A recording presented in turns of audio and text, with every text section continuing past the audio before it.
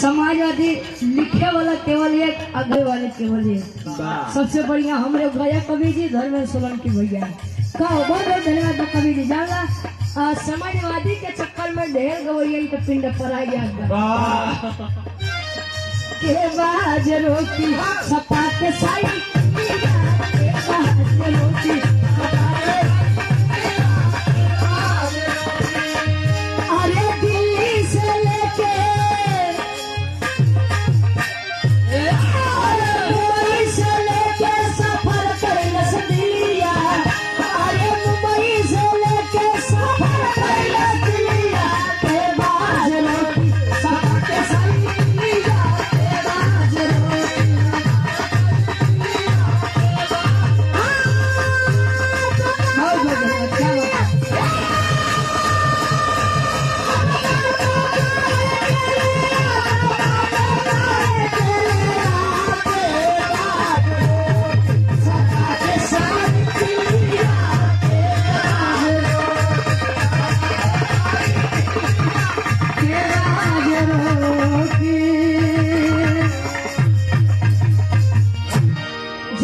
जय मुलायम, जय समाजवाद, जय संविधान।